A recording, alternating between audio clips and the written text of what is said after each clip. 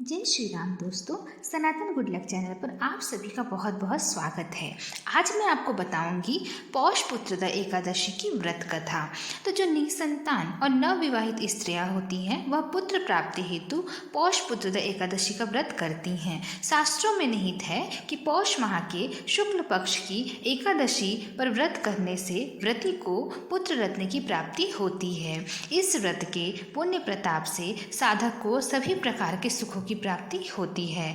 अगर आप भी मनोवांछित फल पाना चाहते हैं तो पौष पुत्र एकादशी के दिन विधि विधान से भगवान विष्णु एवं माँ लक्ष्मी की पूजा करें। साथ ही पूजा के समय यह व्रत कथा जरूर पढ़ें। तो आइए शुरू करते हैं व्रत कथा।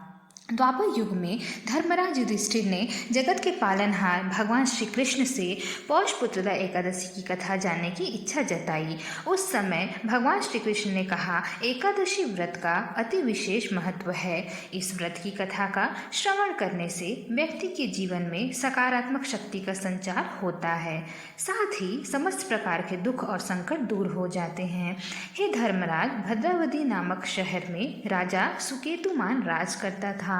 वह बेहद दानवीर और कुशल शासक था। सुकेतुमान के व्यवहार से प्रजा हमेशा खुश रहती थी।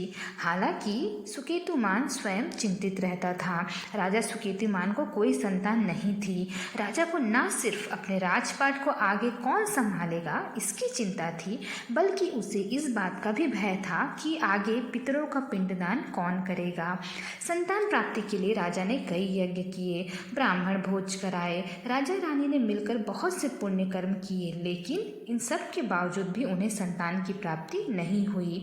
तब राजा ने वन में जाने का निर्णय लिया और वन की ओर प्रस्थान किया। वन में भटकते भटकते राजा एक ऋषि के पास जा पहुँचे। उन्होंने ऋषि को शिष्टाचार पूर्वक प्रणाम किया। उस समय ऋषि ने राजा के दुखी मन को पढ़ लिया था। उन्होंने कहा, हे राजन, आप व्यथित प्रतीत हो रहे हैं। क्या कारण है कि आप नरेश होकर भी चिंतित हैं? तब राजा सुकेतुमान ने कहा, भगवान नारायण की कृपा से सब कुछ है, लेकिन मेरी कोई संतान नहीं है।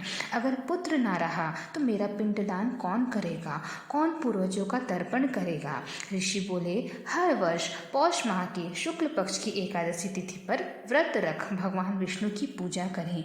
इस व्रत के पुण्य प्रताप से आपको पुत्र रत्न की प्राप्ति अवश्य होगी।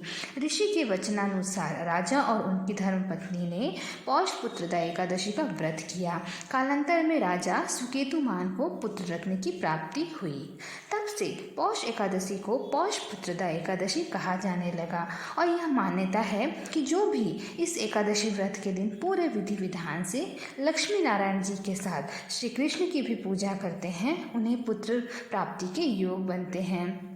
तो यदि आप भी संतान की चाह रखते हैं तो ज़रूर इस व्रत को कीजिए और व्रत के बाद इस कथा को सुनिएगा। यदि आपको यह वीडियो अच्छा लगा तो प्लीज़ इसे लाइक एंड शेयर ज़रूर करें और ऐसे ही और जानकारियों, व्रत कथा, मुहूर्त, ऐसे हिंदू धर्म के नॉलेज के लिए मेरे चैनल को सब्सक्राइब कीजिएगा। धन्यवाद। जय श्री राम।